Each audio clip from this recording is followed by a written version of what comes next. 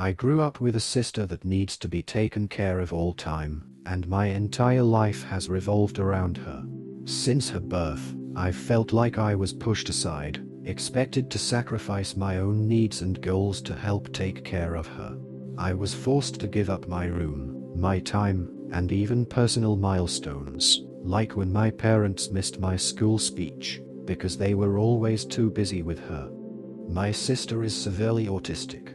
She requires attention 24/7 and cannot be left alone. She is non-verbal and cannot take care of herself at all. Despite the fact that she is only 12, she is extremely destructive and violent and destroys anything she gets her hands on. I hate her. That should be wrong to say, but it doesn't feel like it. I was only 6 years old when she was born, and since then I've never solely had my parents' attention. Even since I can remember, the world has revolved around her. I was moved out of my room into the basement at 7, because she needed to be in the room next to my parents. All of my toys as a child were destroyed by her, and my parents simply ignored me when I complained. Even when I was 14 and she destroyed a Mac my school gave me, I was in the wrong. Along with this, I am expected to take care of her and drop everything I do for her. I can never make plans with friends because my parents expect me to be there if they need me to take care of her. Even when I do somehow get time to myself, I am required to leave if they need me. If I do not, then I am punished. The recent example of this is when I went to see the new Spider-Man movie, and was grounded because I turned my phone off in the theater. It seems as if I am nothing more than a slave to them, and anything involving her simply overshadows me. This last week, I was chosen to give a speech at a school event. I was so excited, and my parents promised to be there, but they never showed and claimed it was because of my sister. Anytime anything like this happens for me, they are too busy with her. I've held this in for so long, and it finally spilled out today. While talking about colleges with my father, he joked that I should get a degree that pays well, so when they're gone, I can take care of my sister. I don't know why, but this caused me to break down. I cried and screamed about how it's always about her. I'm nothing more than a caretaker to them, that they always make it about her, and that I'm expected to be her slave for the rest of my life. I've locked myself in my room since then, and my parents have not come to check on me. Am I the asshole here? Update. Wow, thank you for all the support and love that you guys have given me. I never expected this post to reach the popularity it did. Thank you all. After thinking about it for these past hours, you are right that I don't despise my sister. It's not her fault that she was born the way she is. My parents came to talk to me a while after my breakdown, but I was unable to bring myself to talk to them and only cried and asked them to leave. They have made arrangements with my grandfather for me to stay with him for the time being, and I'm getting ready to go to his house. My parents want to talk to me, but we have decided it's best I leave for now to have some space and time to collect myself. We will be sitting down and talking later this week about this issue. Thank you all again for the love and support through this. Well, since the day I made the post, I've been staying with my grandfather. The week's been honestly a huge change for me, for better and for worse, but I'll try to run it down. I started by telling my grandpa the story of why I broke down the way I did, and to be honest, he seemed horrified. No one in my family knew my parents were using me as essentially a free care service for my sister. My grandpa told me some things that I don't feel comfortable repeating here, but in essence, my sister is supposed to be getting care from a professional, and that my parents were ignoring that. Along with this, I was not supposed to be caring for her at all with her mental state, as apparently she is a danger to herself and others. With everything else I told him, along with stuff like the movie incident, he was really mad and told me to not contact my parents without him there. He pretty much told me that he would be meeting with my parents beforehand, and that he was going to be there when I sat down with them. It didn't end here either. The rest of the week consisted of other family checking in on me and telling me things my parents hid from me. This included the fact that my parents have been taking money from family to fund a caretaker that doesn't exist. Suffice to say, this week has been rough. But the upside is that even through all this, my extended family has been giving me more love than I've felt in a while.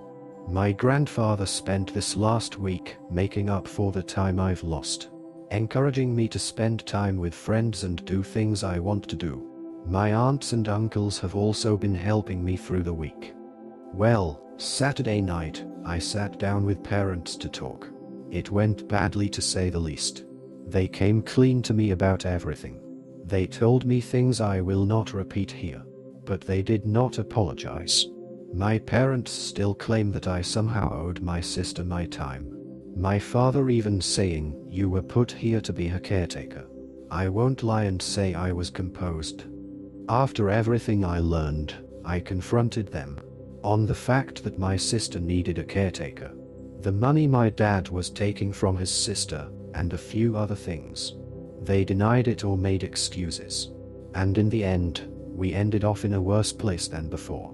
Today will be my last time talking to them for a while.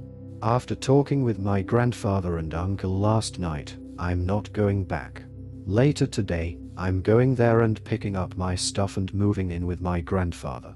When I graduate high school, I'm planning on leaving the state to go to school. My aunt has told me that the money she was sending my dad will be instead coming to me from now on. My parents have called me twice since Saturday. Neither of them were to apologize and only asked when I was coming home. I won't be going back to them. Right now, I still feel pretty uneasy about everything, but I feel like that will pass. The rest of my family is showing their support to me, and honestly, it feels great. But in the end I lost my parents. Over all of this, I've learned something that I wished I saw earlier. I don't hate my sister. In fact, I love her with all my heart. I should never projected my hate onto her. That was wrong, and someday I hope to make up for it. But for now, I need to leave. So, there's my update. Thanks again for the support my original post got. I really appreciate everyone who took the time to comment or show me support. Thanks you. Edit. Thank you all so much. I wish I could respond to every single one of you, but my lunch only lasts so long. I'll update tonight how the move out went, but until then, thank you all. I want to say that your support has been amazing and your kindness means more to me than anyone could ever imagine. Late edit. Wow, I never imagined my story would reach the popularity it did.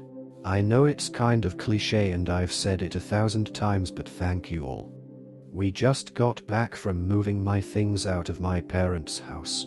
Everything I wanted to take, my grandpa and uncle helped move, and it's at my grandpa's house now.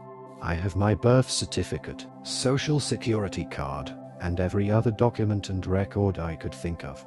My parents were quiet the whole time I was there. Shortly after I arrived, my dad left with my sister, and my mom only hovered over us silently as we moved. It took a while, but as we left, she broke down and told me she loved me and would miss me. I hugged her and said goodbye, and that was it. Even now, I sit here and think if she really meant it. After this whole week of her not saying anything, she waited till the end. I hope she meant it. Right now though, I think I just need to look ahead. Maybe one day me and my parents can reconnect. I hope so. In this story, a young person recounts the emotional and overwhelming experience of growing up with a severely autistic sister, where their parents' focus on her needs left them feeling neglected and burdened with responsibilities far beyond their age. Over time, the constant sacrifices and lack of attention culminated in a confrontation with their parents, revealing long-standing frustrations about being treated more as a caretaker than a child. After moving in with their grandfather, the writer learns that their parents had been neglecting to seek professional care for their sister, instead relying on the writer to fill that role. Supported by extended family, they make the decision to distance themselves from their parents and plan for a future away from the household, choosing to prioritize their own life and well-being. This story highlights the complex dynamics of family responsibility, emotional neglect, and the process of finding one's own path in the face of overwhelming challenges.